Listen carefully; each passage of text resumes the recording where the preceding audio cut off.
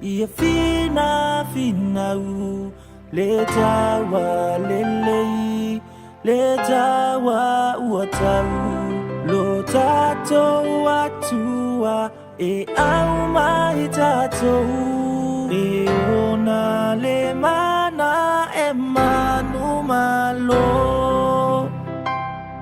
e le oi tatou e manu malo Beita I mafai ona o Yesu olona angangana aui namai e mawai le mana e malo umai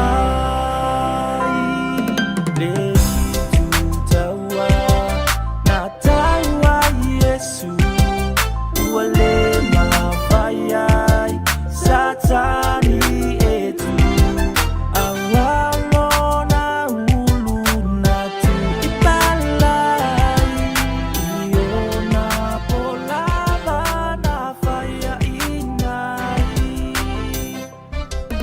ele oi tatou imanu malo beita I mafai ona o Yesu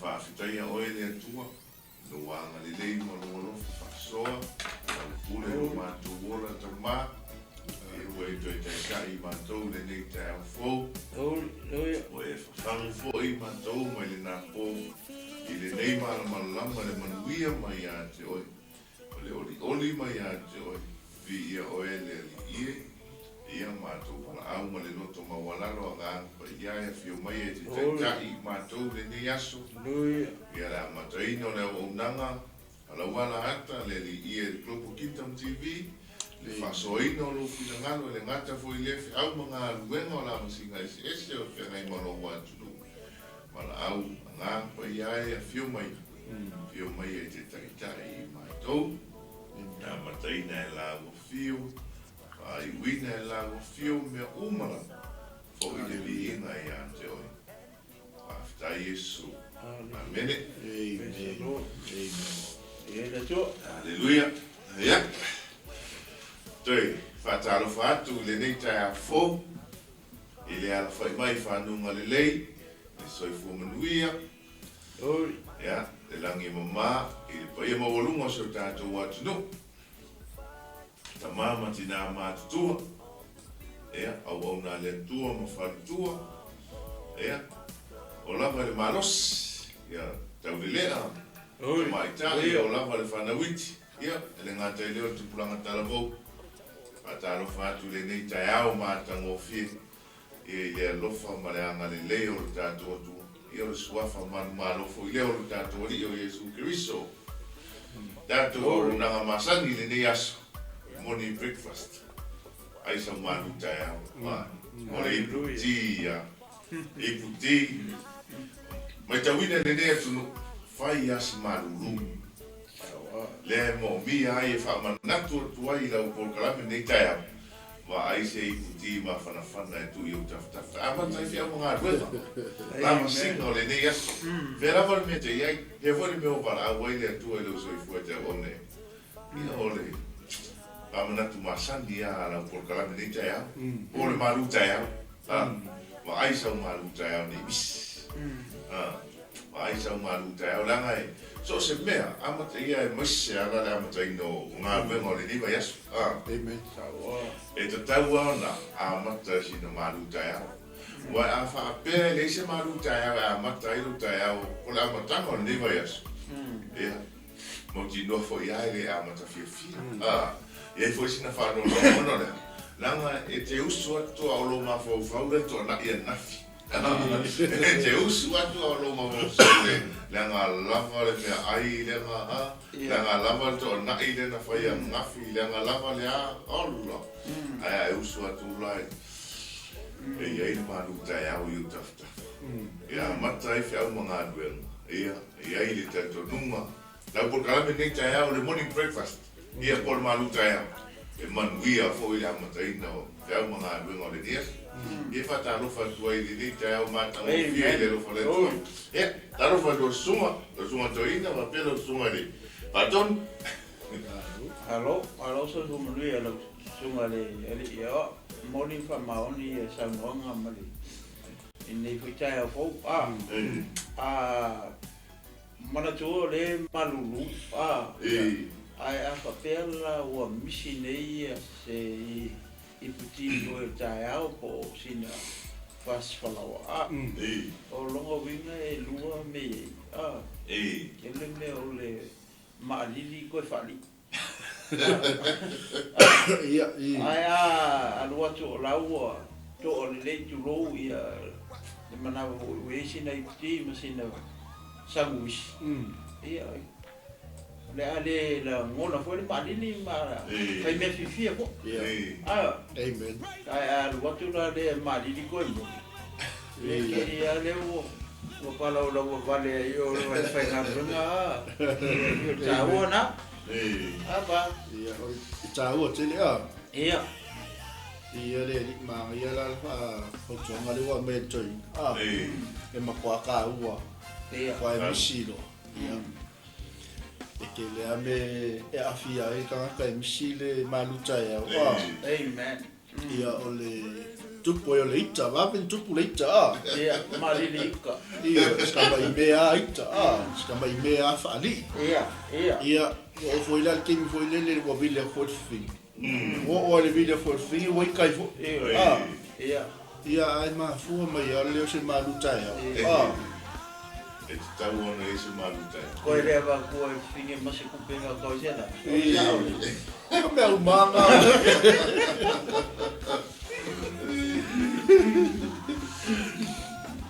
Mataro fatu ia te ila tau, ma meona mafuta mai le nei tai au lunga le tātou lai. Ele tua. O unanga, ia so to fine le ia luse. E o le ui ia leo si mātou whanaunga. Ele tua. Samoa, ia mataro fatu to fine, ia mataro fatu tātou mātua. Ia ngata i leo se tātou ainga i nai whale alili. Tai te mafuta mai, whaftai foi le tutaru mai. Mataro fatu se usole ia Iosefa Timusa. O le sunga ia Iosefa Timusa e Samuel Afio Amano Fuari. Se tasi fo i wolofo le tautua se tātou tunu le tālo mo le lakapi. Ia pei tai whamanueina le tua i lona soifua. Ia mamalanga mai e nei atunu ma futa i mare ainga ia ma whai ngā ruenga. E ui ana iai foi ngā ruenga ma wala wina. Ia lai mau ale ma rosi le toino Iosefari pasta ma lo sua toino. O le fitu numero tasi le ala fionga le no fuari tulou le fionga. Ai o le li le na whai le tala le si te malo. Saula o e te lusi. Ai anu kuma lo complain. Ma tele fia whai au ma. Na ma pia si ave mai. Na lau mai matou au ke flenka lau whai mai tau te lusi. Ia ai nga lava le tangata e malusi le taanu. Mea sefa fia lava se moe mafuta mai malu urua le tai au. Ma aisa ui puti e wha mawhanawhana.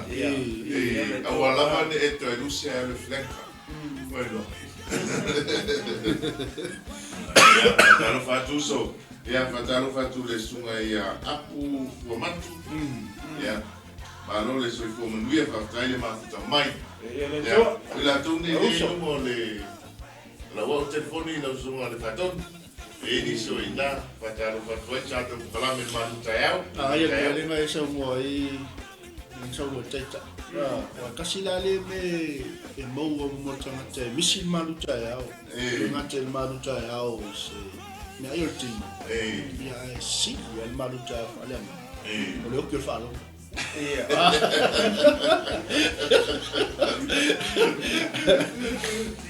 La wo so pa le finga lu. La wo esel men fa ko ngo ko kai kai po pula la po fa. Esel me la ko fa ku. Se o mai me pa le anga o mai me O ngara le misel manuta ya.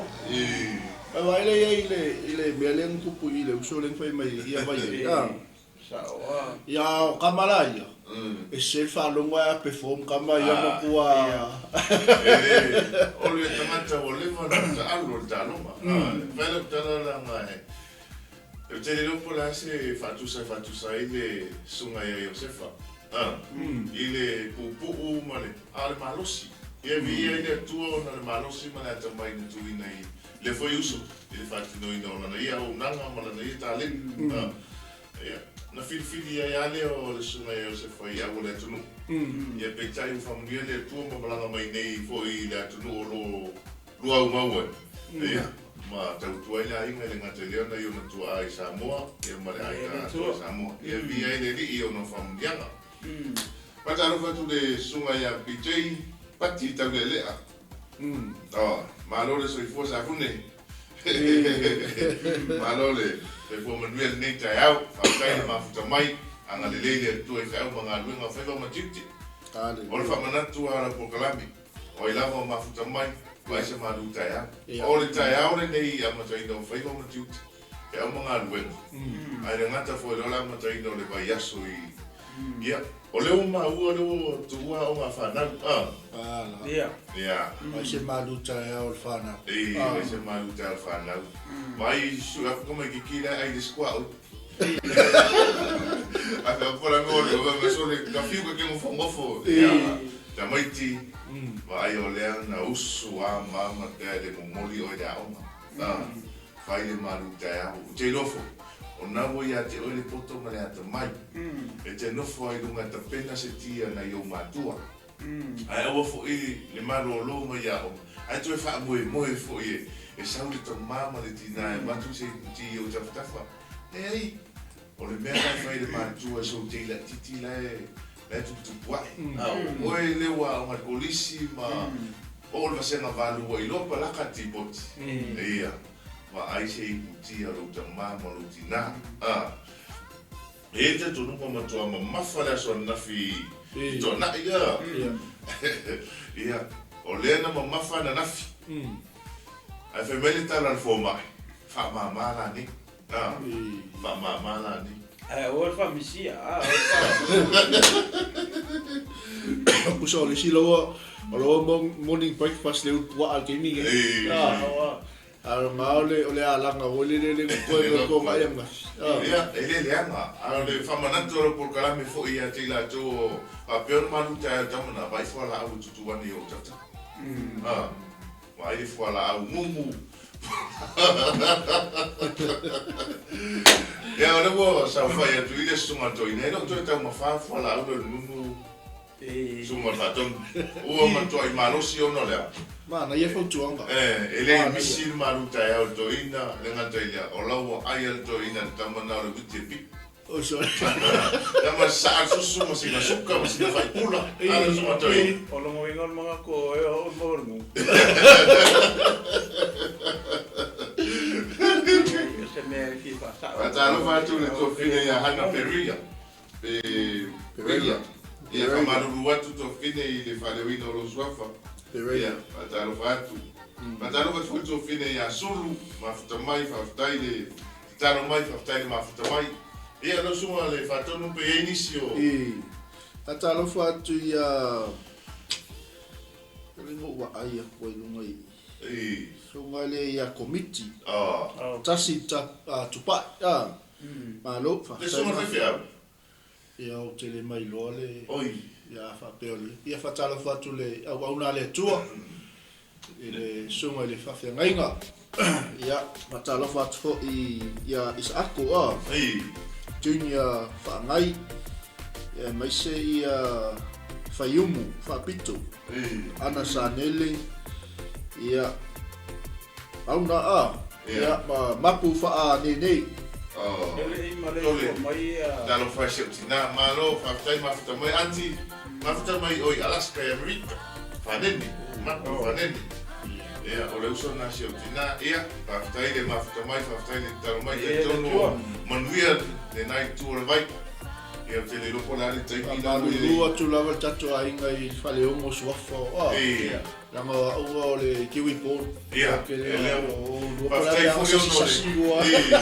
fatai no tu langa ila suma na ola e matu mai tu no le ne tu no ia ao le tulanga le langa ngana fa Samoa ese le lei ya muia foi le ona le tulanga ila na tau tala me pena le lei te le fa Samoa ia o se ata vai foi le ya te tato alo ma fa na o lo tupu ma so fuane tono di sila nei Australia ma so se va en le di da lang ese me tono Samoa te tu na la ngana Samoa wai Pau ale ore ngana mana mai papa mama ia mai la to matu atu ia vai mese fo ina to ele mana English ia pau ale ole ia o se vai na fo ina yo tatu tangata lo sunga toi e sasi no se nanu o se fa aperta nia se tamma o se tina o se uso se to fina o la eta wa ia ele ngana va aperta to e no to e ro ma am ave ese le ngana na le am ya te tato el palangi au ale o me na wo palangi ia momo po le asa o me e mai ele tai la a amu palangi pe ata e fa malia to ya sorry for my language e fa me malangi it's okay no worries au ale mesi e loa e palangi me le tamu fai e tuai ia o nei o tatu tangata so le e se lo le vaenga o le fai tu o le is ma le was o I to e lo ke ia vai a hofai mai le mixa e pese ia le lo le ai ma ai nei te ue amu le lo te ue to e suru le nata e tatu te le loa la vai to la leo ia e Ora fa manatu ia ele o se tu se le lima pea se tu ala la por calame tau to na Samoa ai la ngana wala wanganu na to a me lo ia I ma ia on me alofa foi le ale tu na tu ina so ka tu yo ka tu ngana le fa lo le fa pena ia fa manatu tu fa pea ta to por calame maluta ia o le dia au ane ngalo Tau tuana la ngana masau maluta ya mai asa maluta ya o nei miss ia ona le foi le foi com matito le nias ele manatu o tua nafi ele famo moya se tasi o tu fine na o e tua nafi ia ai la unga le awona le tua ele tusi le aroma ai palasi tonu ale Faamanatu mai Faamalo se la una leto ele tulanga lang sala mai le tala to ina paulo le tusina roma mai le tutongi le otio lang sala le oti ape e sa o ala le tala le falomo mai le Faamalo se to ina o ese mo yang sala ai te tu nunga pukala na tala no ina foi le sunga fa to nunga sunga to ina tu ranga le o ese mai yang sana o lo no winga o ina o ilo ai mo le ai ase vai pa no so tato tu no le vatai sa mo a so se me o tu e o na le tu o tala no ina ai le fina ngalo Yesu Christ ma ave Faamalos Hallelujah ma ave le fe au ma tu ala loi Ile kalesia, o ile kalesia, o ile mai mato, le kalesia le fai mai le tua fasana te no foi, o le kalesia le mana o ile tua o ese malanza, o ile mai mato, o ina na manuia ya le loto, o le ai la, ele na o tonu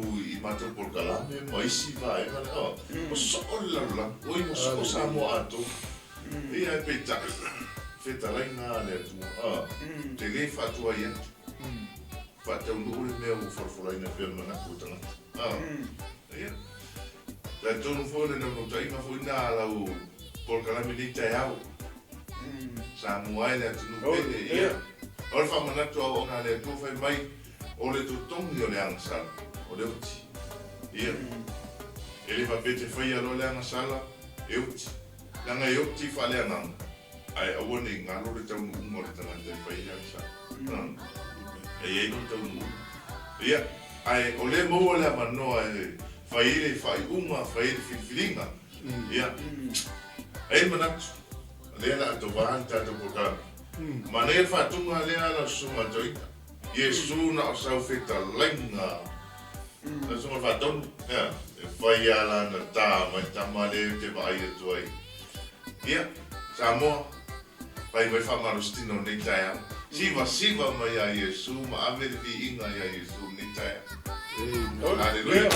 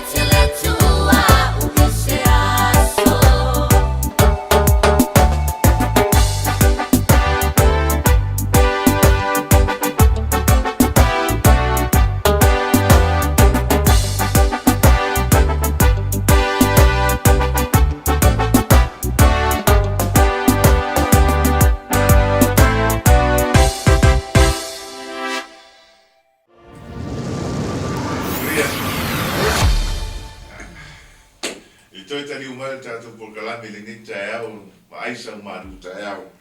O leo afatonu le tula iwa I nei nimsila. Leo afatonu lava le tula iwa. Te tono le afa leo se fulu I Samoa. Ai peo le fitu lea po le ono foi Australia. Ia au te leilo I nei nisi vaenga o le atunu. Le neila rolang. Ia tō mafutama I loko le ale taimi nā. Ia, po le alawa le taimi o iai nā I le atunu o le mafutama iai. Ia toi whaatalo whaatu lau por kalame o le morning breakfast. O le ailau malu tai au. Ia, I au tā whatafa, maota malawa, tono lau sāwhia. Lawa le meo I mahu mene nei whasana lau. O le nei por kalame nei tai au. Ia whaatalo whaatu le sua whamanu malo o tātou ali o Yesu Keriso. Ia, whaatalo whaatu le whaletua ia sai lau whaatai te le lava whatua le mafuta mai por kalame e te loro atu di au ia whatua le a seo anko le tautuaina foi se taso e kalesia I nei Ia, alofa atu Loia. I lau sunga, ia le ngata leo sunga whawhengai malo leo nsa i le walawina. Alofa atu ia vai en pomani sia tu eli. After tele, lai whatalofa mai lau sunga i whawhengai ma. Ata leo sunga le toina. Ia whawtaile te talo mai, whawtaile mafuta mai. Whatu pas. Ia, le tua. Alofa atu le tofine por whatofo ia Julieta Uli. Ia, whawtaile te talo mai. Ia, whatalofa atu le New Jerusalem Ministries. Ia. Sua whamanuma. Alofa pasta. Ia le li. Whatalofa atu le sio matuta mawhale nganga la sunga toina.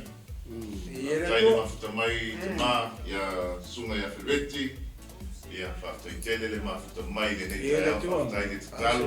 Ia tono manuia la sunga. I le tama whapele tina, i le ngata leo no whaalu, ia i le tatu nungo a mata fwoi whiau ngā bengo le newa iasu, i anga le iatu le atua whaftai le te talo mai. Ia le tua. Kasi leo tangata e a mai ale tele o tu alalo le mele o le maduta e au. O le sunga i whawhele ngai afruti. Ale whaupua mai a awanga i misi le maduta e au. Ia. O a fo la po kala mele kalesi. Ya wange misi fa malustinu. Ai ka wa lunga me o ma kamale. Ndio au nga o tau foi ngame. Ka ko sa mo se la mo. Ia le ka fa mo. Ai ia kala. Patalo fa tu le sunga ia laki ayatia Faamalulu atu le whaleo ina le swafa. Laki ai atia. Ai atia. Puta mai sini Australia. Whakatele le mafuta mai. Ia ngā le atu le atua. Te lo malulu foi o tau le nei mai tau. Ia. Ia e tatu nunga e le aveane ale nā malulu e whai ai le walawina. Ia. Whakatele te talo mai, whakatele mafuta mai. Ia. O le whamanatu ai a le neita e ao le proklama le morning breakfast. E tātou te leso o na o mamau a. E tātou te oro le mea mamau. Ai misi le manuta e ao. Matupungi e le ala. Te tulo. A tātou whai wa ai au tafo le tipu koko. O lau te noi somatu a inga i Samoa. Lau somatu ne whatonu wa pēr lau somatu i. E iei le lau ki bengu ngā se tulo. Whaapunga la. Tamana ngai le mga mia susu. Ese la le manongi o le tamana. E whesui ia ila ma le whai mo ina fo ila o le kamale o le lau moli o i Samoa. O le loto ma. E le taimita te fiu me mai. E a kako wingu ia loto ma. O le papia, o le hale loto ma. A o lua la loto ma i Samoa. O te loele i o mai tamana i nei nipsila me o loto o mawai. O le mo ngā lo, ma le lau motu. A kasi akau. E tasi atau, loto ma. Ia e lingi au, aso le ai e kilia, ai a inu aku oka. Tole, ese fo i le mānei o le tofo. Ia, le anga lava le tie ese le fia i o ta māma tina mātutua. Na o maua le tūlanga leo le laumoli e whasusu pepe, se tūlou le whafonga mai o se tātou atunu, le aingo ke viso ma o na le atua. O na o tātou pokalame le marutaia. Na o maua le tūlanga le si mātou a inga iutai le vau o la sunga whatonu. O le ki o le laumoli ai whasusu pepe. E o le koko Samoa ai whasusu pepe. Ia, o telefai se tala wa pepelo. O na wawa ai ai o tamata i mena i o tamatua mātutua na whai. O le, e waru le popo te tau leo le pepelo. Mai no sa a tono tātou. E whasusu ai. Ia, e se whai mana i o le manongi. Ia, ai, o te iloa e tele nei tu pulanga nei vai tātou tātou tele i moua lea vaenga. A ese le matango fie. A ese le malolosi ai foi o nei o tātou mātua, po tu a foi na mai tātou. Ia, o lea. Whataua te le tamana le marutai a.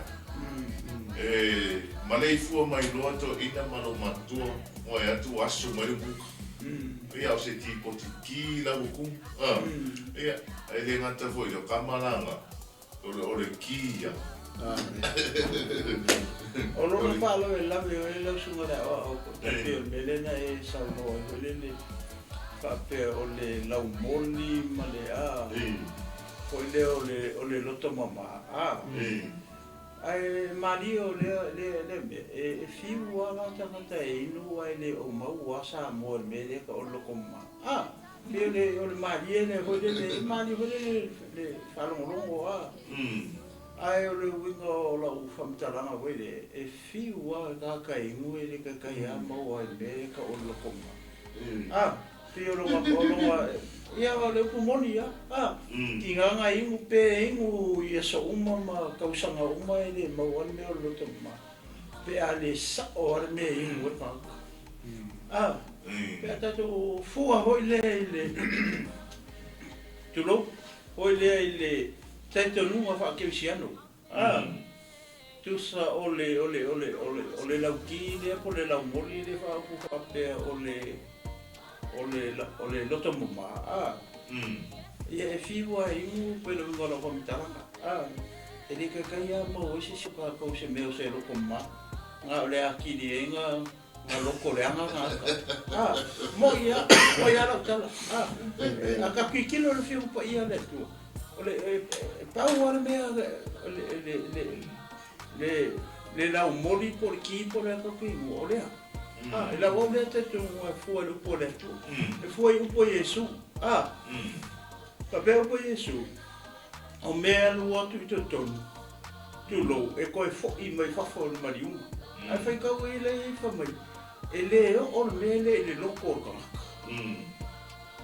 o me sau me kukongu sau fafo o mea ngai e le anga e ka kalanga o mea ngai sau me kongo loko o le ki ma mea kai pe o le ki kilo no whamai e le o la le lau mori le po i le loto o le tangata le alu aku lou le ingo aku koe sau e wakua i le ai ama se mamai o loko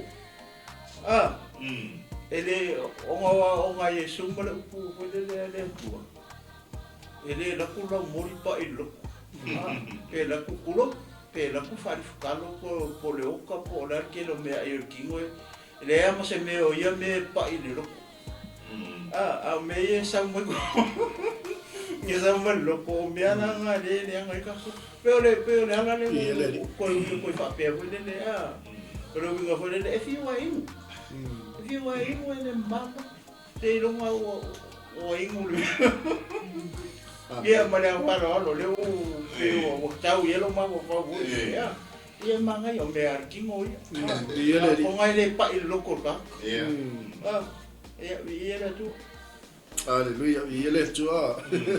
Ma ia foi le me fa nga ta sa mo ai ku le lo mut. Ia pe o le tem le lo fa nga. Inga ia ele nga ka le wa popular ile mo nga lo po lo mut. Ia. A le tu li lo fa le nga. Ia. E mo ila le mum. O mare wa. O ai mango e kingo a. Ia le ala le mamai no lo. Ai mum o ilo. Ma le si mea, le ka ua le sunga ea wai le lau ki pengu le ke ni wha anu ngau le me ko ia langa o ngo wha ngau ni. Ia. Sa wala oran New Zealand birth. Ia. Ai le rapol me lo fe mtau fa i ka a o le sunga ea wai o le lau ki pengu le o ka kiri mama. O le ai mga ia le sa. A me ka lau ki so wai. O le la mama tu le na tau mafale sunga faton la sunga toi e la kile te lo foi la no soi fua ai imatu e sala fai e fatau de palauquina e tala e paso yo a tau de tala de palauqui e uma le vai so fa ngata malauti pengule ol matu ma nei o manong e se mai le tamale o le mai nei le T-bags tongi tono le putia a tamale fai o i sala fai ia a fica le pe kofi tatu no la pe kofi le masani de sisi ke e lima so sendi tasi pe palau ki na mai tai mi e 5 susen. Ia, tula le ki poki vanga le porki kaka se tulo. E lua la kamanga sa I kongo fa apunga le. O le langa lama le tama e se manai. Ia ono le tatou po kala morning breakfast. O le maru tai au. E tatou te tala noa tu ai po le ala maru tai au le yaso. Po le ipu kofe, ipu mailo, lauti, o sina saunise moli ai tama. O sina pousa I mingi. Sina pousa I mingi. E iai na le kamanga I ngoe a kimchi. Auane e tau mawhakarake na. O le tama whiure le leina. Ia wewa ai mai. E iai foi le sunga toi. O le tama na fia ai. Le kamanga o kimchi. Le pousa I mingi na. E pe tai o lena tala no le sunga toi. Le ai e le kimchi. E le chicken flavor. O le malamalama.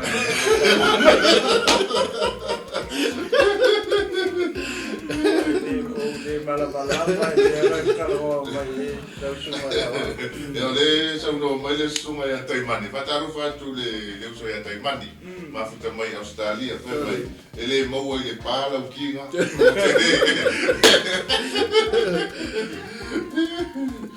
Maa taimen. Pawan mea saka yo kai Samoa ia ka keri saungi. E waka unge la ki wa le pe muia ngale ai au pe. Ai pe ngwana. Le fe mai le fatua ia te pora. O le mo nga longa sa fa nga e pasta mai.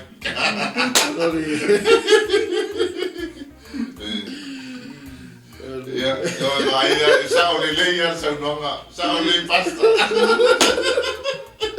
Le la o fa so mai the experience so matuta ma. Le fa mai so matuta ma fa lana. O le pe o le tasi le fa manongi ta mafa. Na tu to no le kale e lengi. Le mai. Sa o ga foi pe fa so so le kale. Pa fai lo sunga, pa ta mal fa so mai ni ta au. Ia, le anga tama ia tele na ngausi I tanga manono. Ele ngata o le tama le kaleme ai fesu ia I le pepe. Ia, tato morning breakfast. Vai po le ala maru ta au. Tato tele I o le lunch. Ai vai le tusina le tusi atu I lalo tato screen. Faamasino skul tolu wala no fai po tolu. Me o le atua alofa. O le atua alofa. Ma ai la po le ale mea na alofa I le atua ia te o. Amen. Mai po le ale mea ele I o ia lo soifua. Ele I o ia la usavalinga. A mo fai ele atua ia te o. Mai po le ale mea na mana o ia lo roto. O e fiu e te whatetani, au e te ia le whai atu le atua ia te oi. E le isaula le atua whai atu sao ia te oi. Na au wala atu le tali le atua I se tasi. Mai po I se uso, o I se tua fine, o I se tama, o I se tina. Na watu le sosoani pe na whaatino ia te oi le mana onga na mana o ielo roto. Mai pero le atua na wala atu le nata. Mea lo songa to ina pe te fia whai tau tatou. Tasi e whai uki. Tatou paso ina nga o le tatou porkalami, o le morning breakfast. Amen. O le maru tai au. Tatou maru tai au le tama leo le kofi. Ia masina upula na a mata ai fe au mga alwenga o le neva yaso. Faamasino no ta upos futo. Asia fai, na fai kua e tau. Faamasino Es futo. Suto. Ia. Ia, sa ola le sunga ia taimani ai mas. Meo kama ia mau oi palauri. Ia la kama ko le ua mea asa. Ia la ma le fei mai ia sunga fe ngai le ko asa le ua mea. Ngalo le sunga ia taimani. O lena tatino le sunga le tama. Ko tama we vea, e ko asa le ua mea taimini. Vai le mali le ua mea ma le tu o le usila la tu ina ia stadio. E fatalo fatu le sunga le awa o ia Colin. Ia fa asali wa me ne Australia. O pa lili le wa.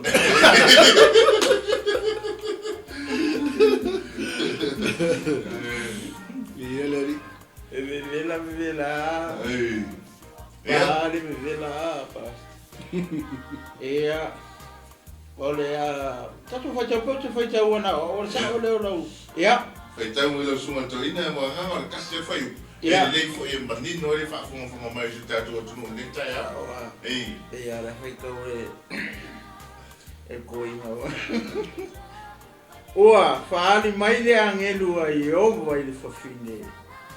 Ua fai mai ia te ia. Fauta mai. O oe e pā e te lei whanau o le a e tō ma e whanau se tamatane. Amen. Ia. Vai le morning. Pule ale tō. Le morning breakfast le nei tai a. E te le mo se kofe nei tai a. E te le mo se falawa sa nisi manai. E te le mo se tupe. E te le mo se a. Ai vai po aina la fatawina la wiputi. Vai po aina la fatawina sa nuisi. Vai po aina la matua se tupe na mana o ye lo rot. Lango la utuna ta to fa so ni tai a o le morning breakfast. O le atua alofa. Ia ale alofa na le tua na mo le po. E va pe e ta fia ala ne ata ia. Ta fia usu ala nga luenga ta ia. Ta fia alu ata te ta fao. E mese na fa na wa onga. Lango le terminito e pauni ala vai aso ia o onga i Samoa. Okay. E foi na inisio a onga lobo tu ua termine i Samoa. A inisio a onga leo to e tasi le vai aso. Ia o tono New Zealand o leo malo lope o tu ua onga whanau. E ala whanau. E te le imo mo o le tama le te mio e usu lea onga. Te wape, tuain tu ua. Ale ua e o a kuku ua. Lama tatu au tūna, nei mai, o lea tua alofa. O le fesili foi na lau maru tai au, ni tai au. Hallelujah. Whawhena i lore alofa o lea tua. Le ase mea na whai ai lea tua ia te oe. E te ilo ai lea alofa o lea tua ia te oe. Oista ro. Hallelujah. Nao sina mātou whapai atu al tātou au tū, ma tātou tus. Ia, ona whamai a leo tātou pokalami le tai au. Ia langa, e inisi o fuanga fwoi ma pokalami whaasolo tātou o nanga. Ai beta. O le whamanatu ai a le tai au o la pokalami morning breakfast tau tua nā le mālu tai au. Amen. Pai mai le tala o le atua arofa. Na maua le puti o le nei tai au. Ona o le anga le leia le atua le au om. Hallelujah. Wina le puti, o e wa ai leia. Whawhewheo na e loa le alofa o le atua.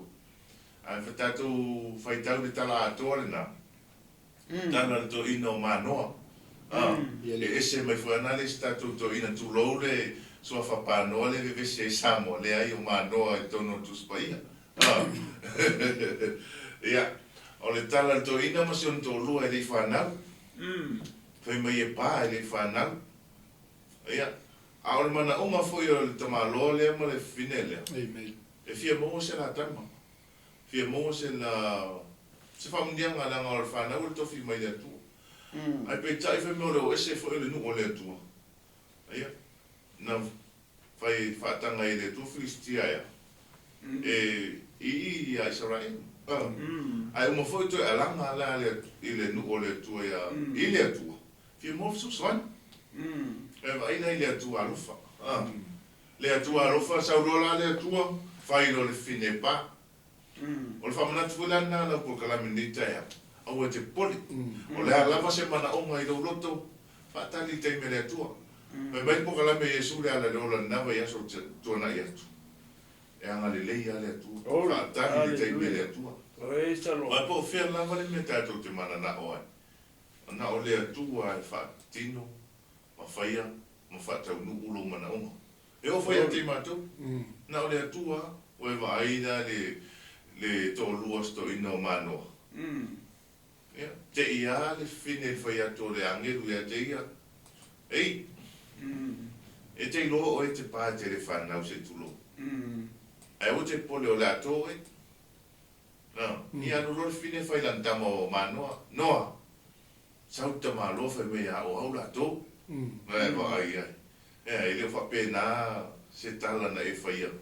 So le dad, mom, o ngo manga o sa kupe sa o mele va so le o mo o men sa o si ali ide fo I me ke pa penale lo fo le tu a penale talia le tu I lo mana o ai tau tu na ia e lo fa fo le viinga I le tu o tulanga fa pena e fa so tu lo programa minita ya la no le tala leo se me tau tia o le tala lea le va tu ai le fai tau le o se me tau tia na fai le tu I leo ngari na tupuna mai ai se tangata malosi mama tau tia na fa to I la loina le fi ia o le wingo le fa mtalang ia o le atua alofa mai ko le se me le na fai le atua ia te oi mai pe po ai na batua la maruta ya o le ni ta ia e te fa fta ia le atua o le talanga le angelu na fai to ina fai meta la tamalo ke fa tali meso o le mai se ma moi po se po vi festa to me ai a me meta la angelu au ale a vera bena fai le to la fa fta ia atua ia o ai foi na batua sa maruta ya ia pa mo lo to fa fta ia atua no na tanga le ia lo suma to ina mo lo suma paton Amen. Ia le Yo tatu tau. Praise the Lord. Ia, ole atua alofa. Ia monim Faamasino. E artusi momoi ane tau pui wha, pui walu. Ole atua, ole alofa lava ia. Ia a tatou wawa aila I le tala le, o le te lei o sona o onga mo tatou uma. Amen. A wawa aile I le tala le, o le ata o le ainga. O le e mention, e le ta ua mai le ngo o le tina. Ai o le mali foi o le tala ia au ia I la uai. Le utatou malama uma.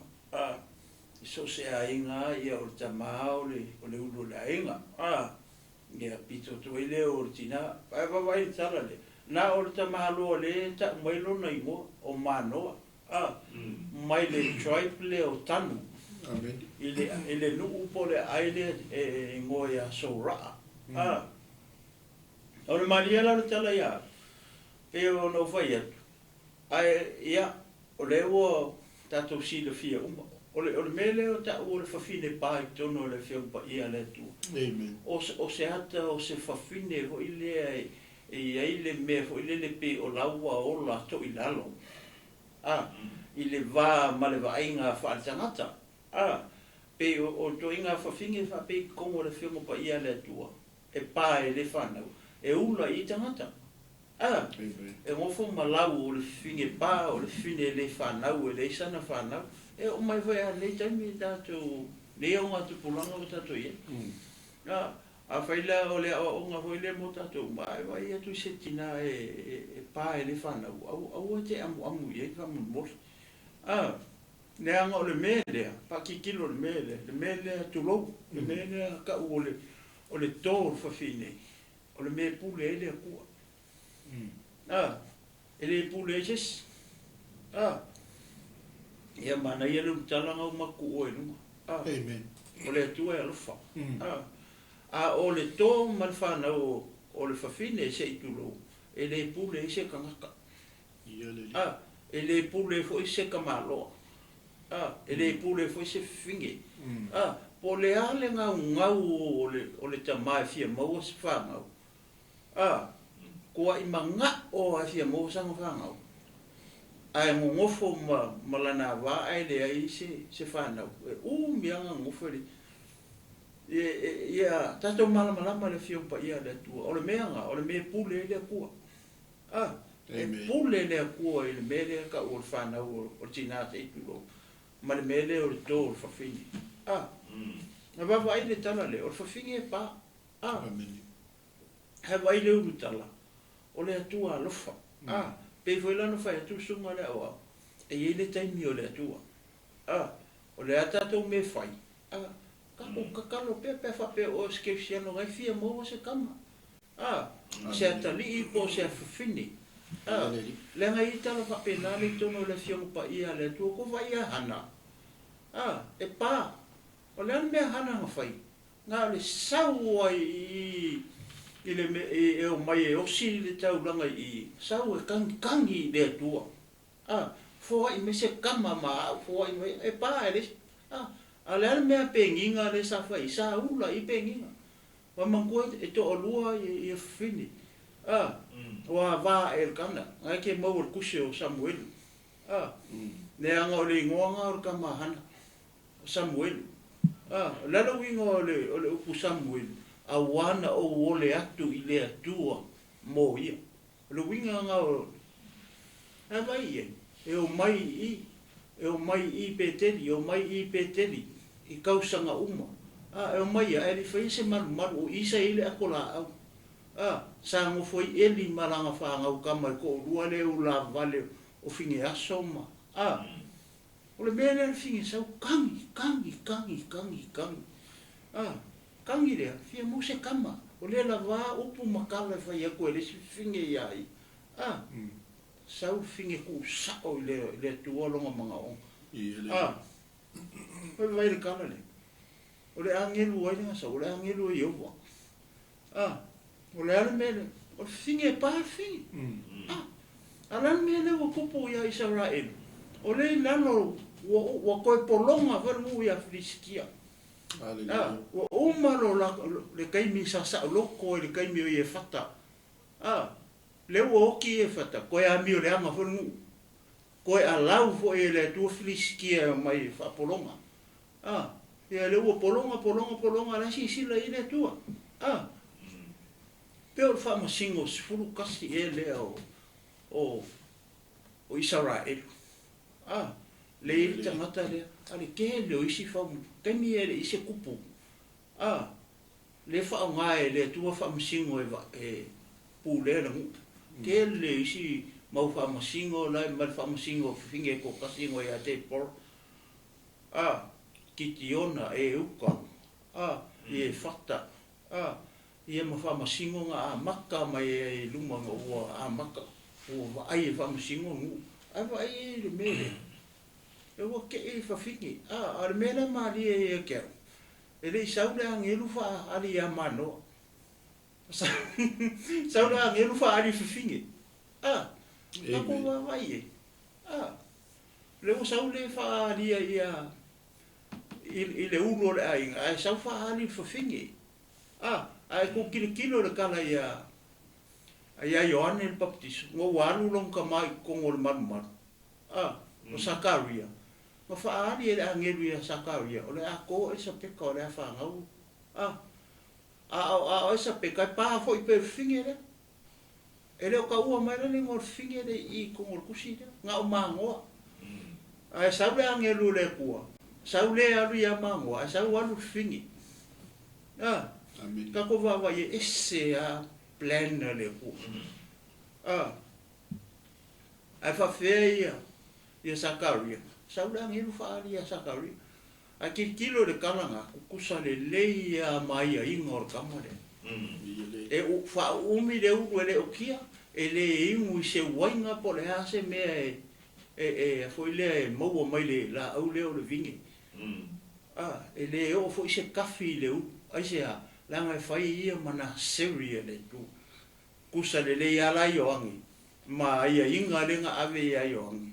Ma ia inga lenga ave kamare. Amen.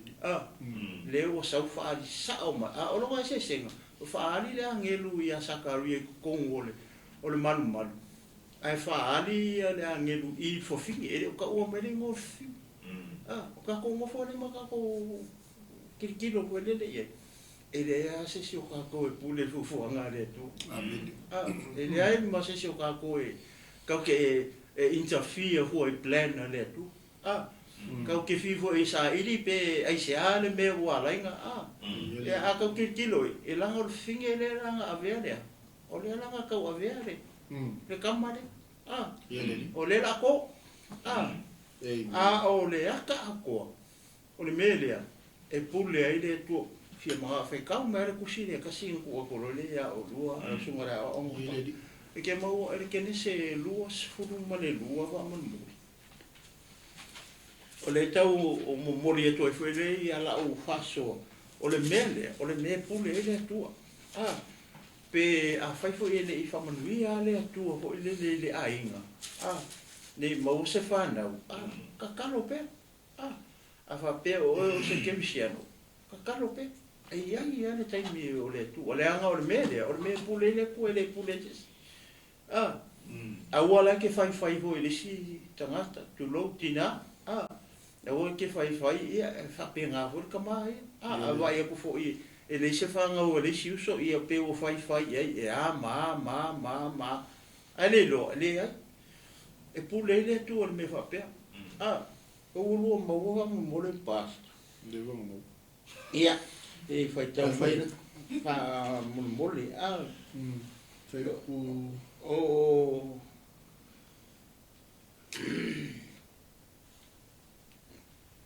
o le kene se lua mole ia nai tana nai foi puna pe fulu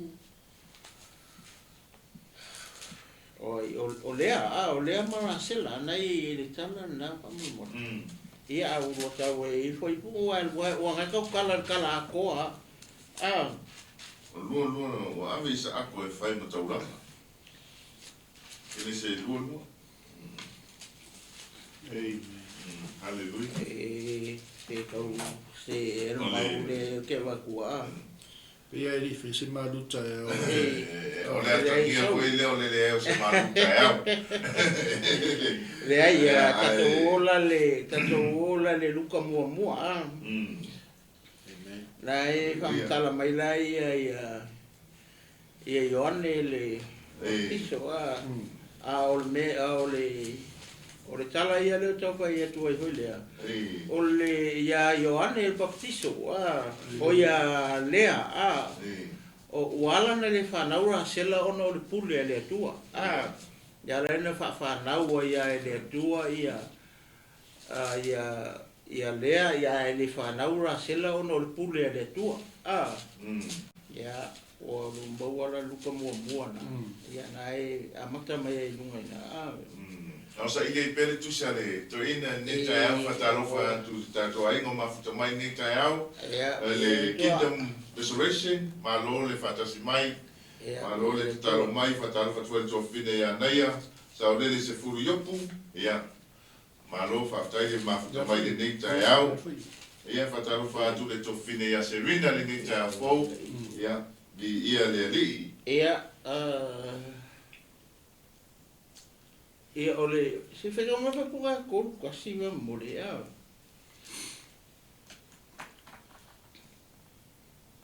fauta foi ole ato oe ma e fana wina se tamatane e te whaingoa ia te ia o Iesu e sili o ia e ta ua foi o le alo o le sili ese e whai atu e le lii o le atua ia te ia le no whainga ta vita lona tama e whai o ia matopu i le a ingo ia kopo e whaavavau ia ua waila ia o le a ngelu a le atua le ana ia whailoa I le whawhine le a wā manoa ia whapena hoila tai pe foi lá o le belea o le fai o sa foi fai lo ia Maria o lo no vingo ia o le pule le tua e pule le tua ma e ele tai mi o le tua ia na fofonga uma tai pe la o le belea le fo la o sa u le angelu fai lo ia Maria o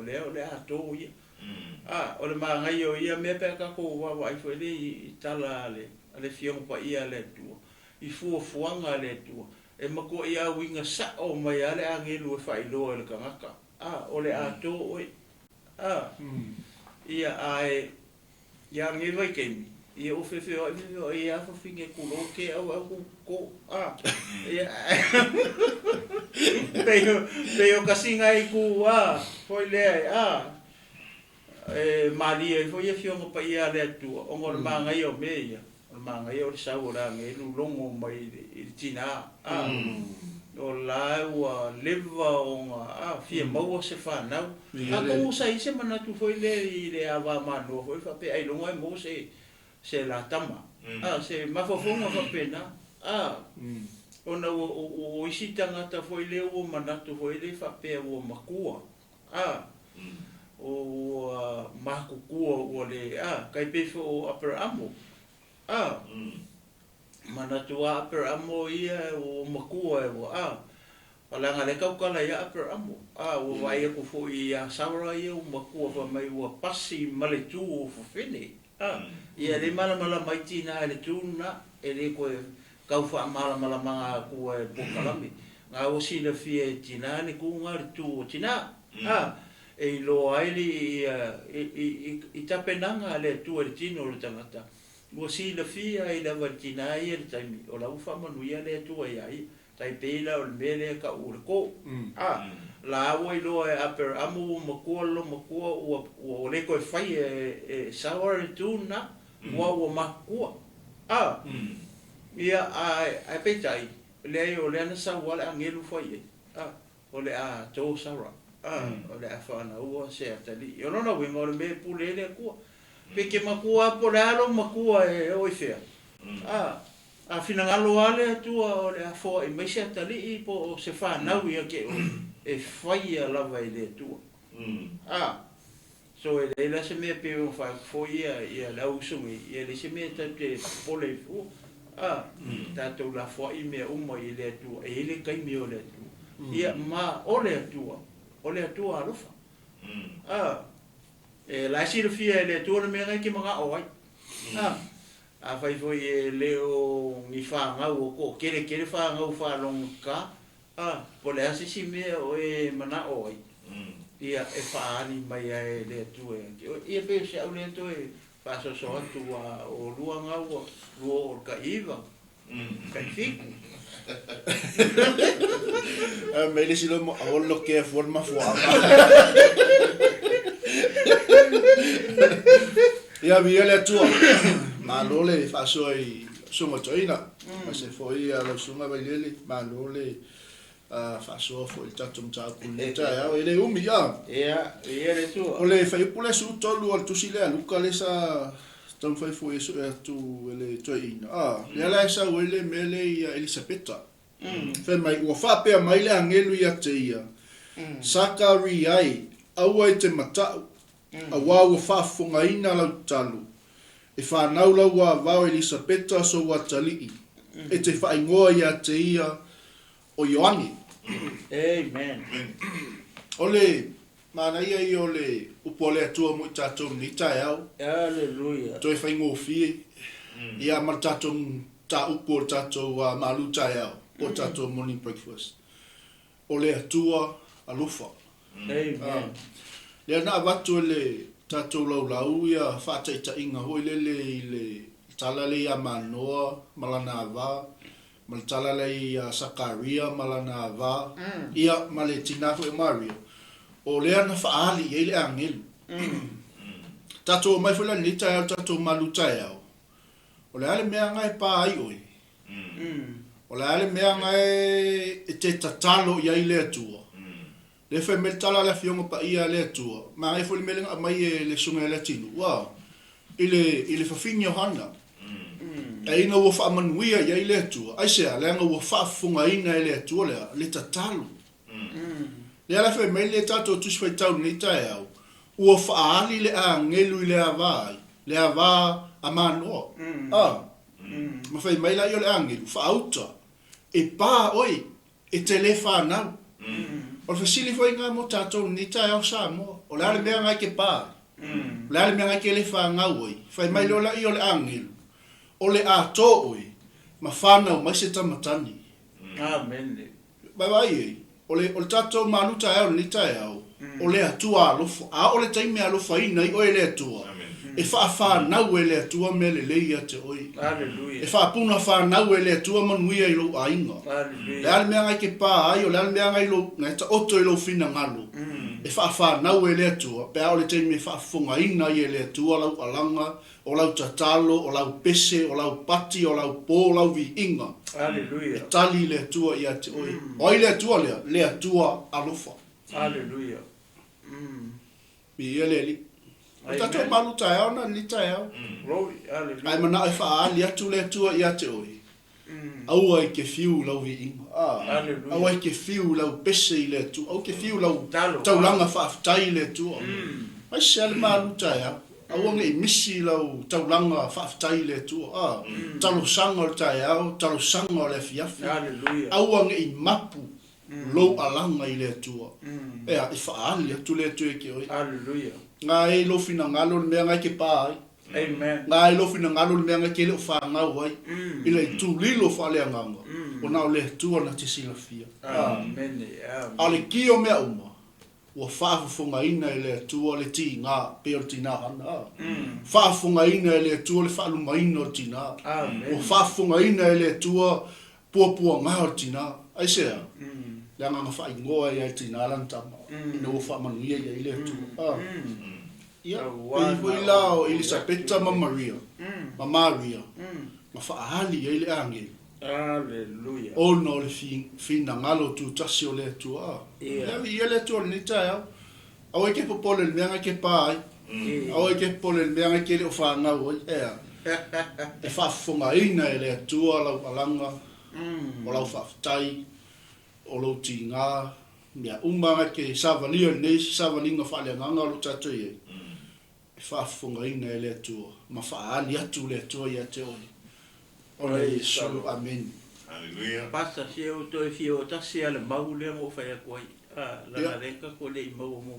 Le mo mo te mo ala le mo Samuel. Mo Samuel o na foi pula e lima. Male ono le ala u a fe ulo mo a to fai tau fatasi ai. Fa pea. A ua a vatu ia hana le tufaanga e pusa ma tufaanga e lua. A ua ia alofa ia hana o arkana lea. A ole pule a Yehova na lefa na wai o ia. Wai vai, ole pule a Yehova, ole pule le kua ele o se pu. Ele o se pule e sisi. E o ia elkana. A tonu lasa finga ngau elkana e wele mosela kama mhana. A longa fala velavi. E pule le tua. Pero fai kau tenga. A ole pule a Yehova. Na lefa na wai o ia. Foi poe ono. Ua whaalili foi ha te ia le na ita. Mai vai e le whaalili e le sifufingi. So le awa onga moka ko. Please, awa. Awa ka whaalili a? Awa ka whapea ngai tina whapea. Nanga e le anga mene o ka whaalili. Wa whaalili foi o e sistangata e te langona foi ki ngā o loko. Le awa onga moka ko keurisiana o maritina o keuriso mara whatu tua tai au nei. Ia whamon mole aua ki whaia le me o kau whaalili. Ia me se a me whapea. Ia wa ale fusu wai. Ia e whea vea ia. Kau wai soro ia maa. Ka e whangu. Ia ka e whangu. Ua whaalili fo ia te ia le na ita mai. Ua wha ono fo ia te ia ina se ia ita. Se vai ai. Awa na le whanau o ia o le pule a Yehova. Oe vai. Le whalili aku kene kala. Ele kene iloa. O le pule a Yehova. O le pule le kua le waringa le whangau ia. Ia sifu fingi. Amen. Ia e kasi el whangau. E whangau mer perfecta. Ia viele tua, leo koi pia o le mau lea. La le kau suea. Praise God. Ma ai sa maru tai o ngalo. Ia. Le mo fa so atu o na le tua. Ta ua e o na le tua, mai pola me na pa ai lo luto. Amen. Mai pola me na pa ai lo fali. Mai pola me na pa ai lo mana onga. Ana e fa, ona e li liura li situ. Mai fasili, oi e tali mai mele pa ai lo mano. Tasi a le tali a te oi, le tua alufa. Amen. Na o le atua lava e tali lo manaonga. Na o le atua lava na te whaia le mele mana o ye lo roto. Na o le atua foi e tali whaaliani. Na te whaalia ia te oe le tali e oli ai lo roto. Wan tala to ina o Jakob. Na na to fia mana o listene mai e to ina listene. Tele atu whanau o le teini e le mana o aina le whanau o le teini na mana o. Au tutono natus o le pule fo ia le. Tutono na talaanga o le pule fo ia le atua. Na tuku ia e le atua le whanau po le tama. Ia po atali e tō lua laiti. Ia i teini na nau wali tō ino ia po. Amen. Hallelujah. Ia, o vaina na manuia. O le winga o le tala ala po kalame malu tau ni taia. Tasi ale tali ale tu e te oe mali e loroto. Praise the Lord. Tasi ale tango le tu e whaatino ma tali atu lo mana onga. Ai ma lea ato ato loroto. Pēna whaasore ona le atua i le apa au le tala lei si aso le vea soto ne atu. E te whiu e whaamalie le tangata. E le malie. O a mea uma tātou te whai e whaamalie le mana uma le tangata. E le te malie. Ai tasi ale tango mai ale atua e whaamalie le mana uma le tangata. E ma ai le taunu wai tala i fito ina pasi mai au le langi le ori ori. E whaamanuia lo le atua i lo mana uma. Pe tali lo le atua i lo mana uma. Ona e la ngona lea le esa le me puna i lo roto. E puna le oli oli e le muta. E puna le fia fia e le au noa.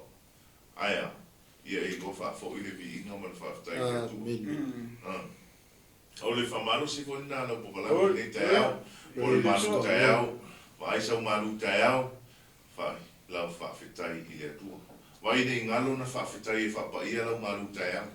Te taua na e whaafetai i le atua. E whaapaia lau malu tai au. Ma whai le atua. Whaamanuia le na maua tuai lau malu tai au. Ale ai fo isa malu tai au. Vai tātou e ai le breakfast. Au a tau whaalili a te ila tō le se breakfast. Leo whamanatu atu le sunga toina. Wa ai ia, nei whiwa ini mea le lei ne tai au. Ia ai, tau tua nā, wa ai le atu e te malu tai au ai. Malu si anga nā toina na leo mā moe. Na tu le lon ta mai wa ai ia la man. Ti ngare mā tutua oisi o na uso tō fitu. Ia e whemele tala ta me titi la titi. E le ai a se mea sili o te malu tai au ai. Pe lei foi se mea sili e whaira o breakfast. Nau i ova lo leo mā moe e ia. E lei se mea alternativa ai. Mai, ia le tangata e lei sa vali whiringa e a mio le amo e wa ai e. Pau ana tau roto na ta me titi aso uma. Aso uma. Ai umane. Whati e tika e le atua ta me titi na. Tango tua le atua mai tuu i lunga le tumtum. Ia, wa ai le fia afi o tangata. Ai pero lo man onga na whatatali le atua po le alte me whamau lalo e lolo. Se tango atu le atua e tali lo mana. Ia, o le tatou malu tai au na ni tai au. O mo le atua le whaftai tele le mafuta mai. Whaftai ia una le atua. O whale tua. Ia, o uso matua whawhine o ta mama tina. Ia le ngata i leo ministry tai tas. Ia o le tino ke riso. Whapeo mafuta mai le ni tai au.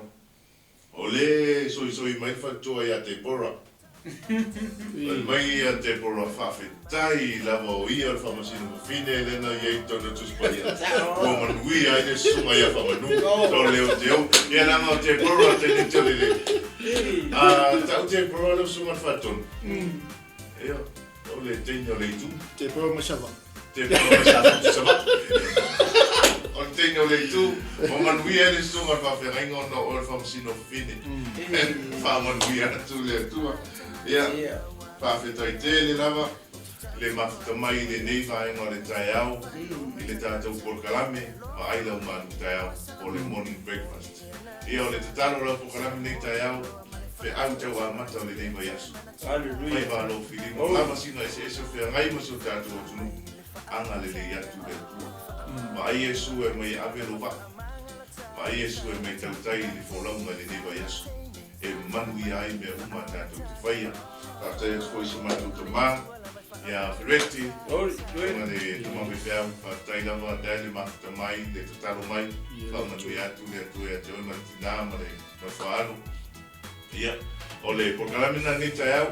Le a foi se upu ala pale. Ia. Whailo nei leo whatau wa. E aso tuai mai mai ngai lau whaafonga mai sa moa.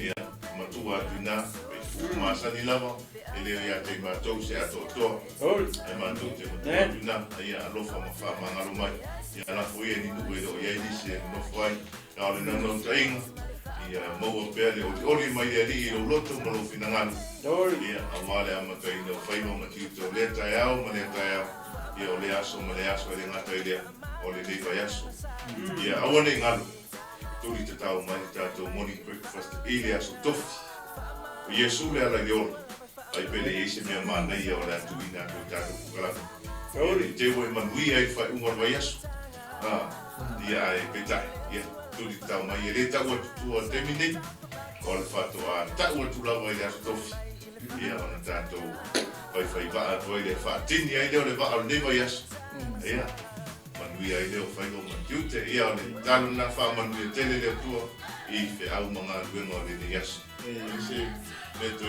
Aone ngalo Samoa o whaasolo atu lava au pauna le tua ia wale upu fola le tua mo le tino keriso ai mo le tua ia I sunga I whawhengai ngā hia lo te tala mai fo I o lato loto ia mo mai fo I leo no I whapena ana whaalau tele atua I le fionga pa ia le tua mo I tato malava pe ona I le sunga I le whawhengai ngā ia Livingstone sunga I le whawhengai ngā ia Kuki ia sunga le whawhengai ngā Freti ia o le sunga I le whawhengai ngā ia Samoa ia male tele male ano noa ia tamafu ia iliafi ia mai se o sunga I whawhengai ngā o I latou mai fo I o latou loto I le ngā ruenga le li ia ngā mo tatou umalava ele ngata I tatou polkalame fata oto le tatou aunanga ia o le upu le tua o lo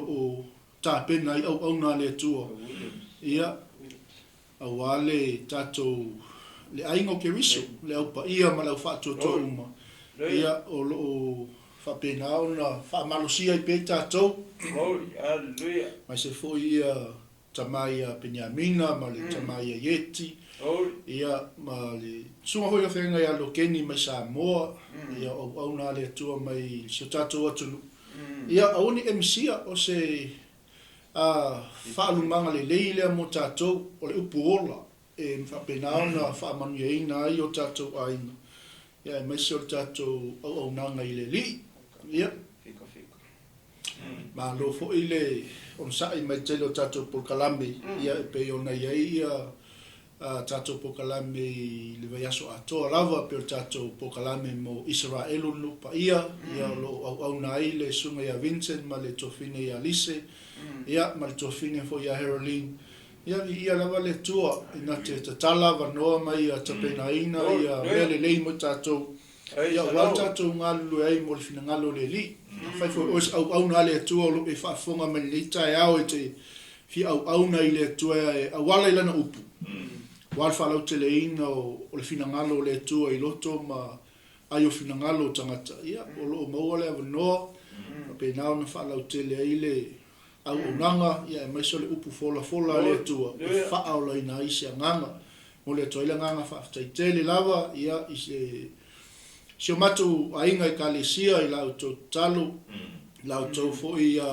tapo inga, mai se o le tambama, le tinafa, le anganga, ia o no le avanoa o tuina mai, ia wale whaamaina fo I o le ola, ia au nai mo le li, ia o lau tau talo ma lau tau tapo inga, ia mai se o le tino keriso, Amen. ia o lo tau sila mai mo tau whaafonga mai, ia o le alawae, ma wale malosi ma le oli leli ia e au nai mo le tua ia o le talana le tai au to e whapopo tuai ia I le tatou malu tai au ina ia aoni emisia whaamanuianga le tua ia e wala mai I au na le tua o lo latou sa ili le moana le auro mo e ia wa ia lau savalinga whaleanganga ma le nganga whaaloa alofa tai o le tala masani la ma le fasala lau awani aviseina le ngila o lau tio ala matou I tu vai awani aviseina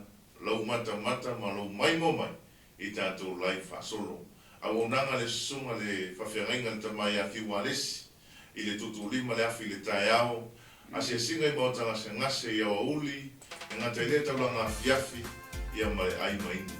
O resi por karami mana ia lea, ia toi ti mata I foi na toi fangu ai, ia loso I fua fai tau tusi pa ia. Ia, o le ai maini, sau nia mata pena ina le sunga, ia fi wares, ia, a o le neita eo, Faamanu ia tele lea tu ai whaiva matiute, whea ngai e mosio tātou watu no. A o le manoa lea tuina le sunga le tamā, po le sunga toina, na te whai uina le tātou maruta eo, e se te tātou. Amen. Whawhataita mā, kaua whai uina lei polkalame lei Hallelujah. tai a whaulu mātou atua. Glory. Whawhatai mo la upu e tuwha mai, mātou te ai mawheinu I lau whionga lo mātou atua, mātou te mālili e ai. Ta mā mātou talo, mātou te tionu I lau upu oe o le atua alofa. Hallelujah. Oe o le atua e te whato mea uma. Mātou talo le li ia e whato le alofa I o mātou loto. Ia whato le whealwhani. Ia whato le wheawata I mare ngā lulu e whatasi lo mātou atua. Ia o le tino keriso. Le li elo mātou atua, whawtai mo la upu, whawtai mo la whaunga, whawtai mo mea uma. Se upo mātou tautala iai ua le tusa malau whaafonga le tai a wholu mātou atua. Ia whamangalo mai mātou o auna whamanuia I le tino keriso. I le nei tai a wholu. Whamanuia lau whainga ruenga pa ia mo lato whalitua. Whamanuia lau kerisiano, lau whatuatua, lau pa ia ma lau pele le nei aso. Ia I o tu lawa mea umai lau. Fio ia I o e nei maso umai o atu e whaavau, lau. I lau mo Yesu mātou talongo a lau atu e nei. Amen. Amen. Amen. Ja. So for ia, ai amanuia. Deita I e mawhai, ona o Yesu. Olona angangana au I na mai. E mawai le mana e malo umai. E le o I tātou e malu malo. Deita I e mawhai, ona o Yesu. Olona angangana au I na mai.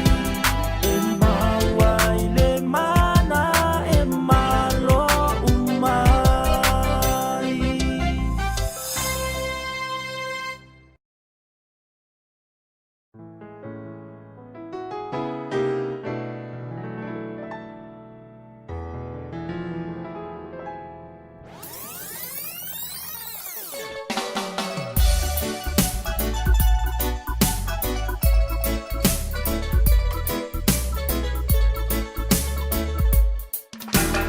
We'll not be defeated. We'll not be defeated. We are not be defeated anymore. Jesus Christ, God's only Son, fights the battle and He won. We are not be defeated anymore. Come on, let's sing with me. We are not be defeated. We are not be defeated. We are not be defeated anymore. Because Jesus Christ, God's only Son, fights the battle and He won. We are not be defeated anymore. Okay, get ready. Let's sing weapons of the war. Weapons of the warfare are not, hallelujah, carnal, but they are mighty, mighty through God. When you fight using the sword of the Spirit, every stronghold must come down. Hallelujah. Ore tau o lo tātou tau e nei. Ai tau ore tau sa. Ore nei o langa. Ili whaade tino. Ai whaade mama. E pei o na mori mau ore tu spa ia. ofu atoto, po ofu tau mai le tu. Come on, let's sing with me.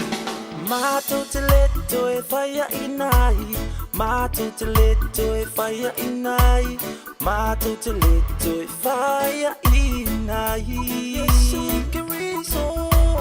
Yesu keriso ole alole tua, taua ole manu malo, mato teleto e fire inai, Mato teleto e fire in.